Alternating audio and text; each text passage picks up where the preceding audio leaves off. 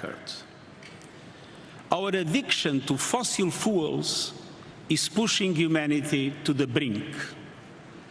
We face a stark choice. Either we stop it or it stops us. And it's time to say, enough. Enough of brutalizing biodiversity. Enough of killing ourselves with carbon. Enough of treating nature like a toilet.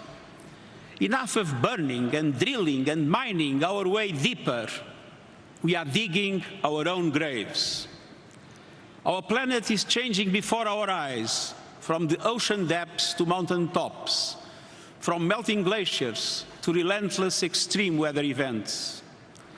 Sea level rise is double the rate it was 30 years ago. Oceans are hotter than ever and getting warmer faster. Parts of the Amazon rainforest now emit more carbon than they absorb. Recent climate action announcements might give the impression that we are on track to turn things around. This is an illusion. The last published report on national determined contributions showed that they would still condemn the world to a calamitous 2.7-degree increase. And even if the recent pledges were clear and credible, and there are serious questions about some of them, we are still careening towards climate catastrophe. Even in the best-case scenario, temperatures will rise well above 2 degrees. So, as we open this much-anticipated climate conference, we are still heading for climate disaster. Young people know it. Every country sees it. Small island developing states and other vulnerable ones live it. And for them, failure is not an option. Failure is a death sentence. Excellencies, we face a moment of truth. We are fast approaching tipping points that will trigger escalating feedback loops of global heating. But investing in the net zero climate resilient economy will create feedback loops of its own, virtuous circles of sustainable growth, jobs, and opportunity. We have progress to build upon. A number of countries have made credible commitments to net zero emissions by mid-century. Many have pulled the plug on international financing of coal. Over 700 cities are leading the way to carbon neutrality, and the private sector is waking up. The Net Zero Asset Owners Alliance, the gold standard for credible commitments and transparent targets, is managing $10 trillion in assets and catalyzing change across industries. The Climate Action Army, led by young people, is unstoppable. They are larger, they are louder, and I assure you, they are not going away, and I stand with them. Excellencies, the science is clear. We know what to do. First, we must keep the goal of 1.5 degrees Celsius alive. This requires greater ambition on mitigation and the immediate concrete action to reduce global emissions by 45% by 2030. G20 countries have a particular responsibility as they represent around 80% of emissions. According to the principle of common but differentiated responsibilities, in light of national circumstances, developed countries must lead the effort. But emerging economies too must go the extra mile, as their contribution is essential for the effective reduction of emissions. We need maximum ambition from all countries on all fronts to make Glasgow a success.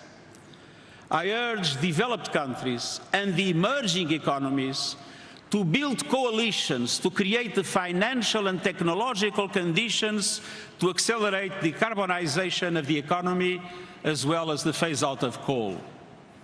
These coalitions are meant to support the large emitters that face more difficulties in the transition from grey to green, for them to be able to do it. Let's have no illusions.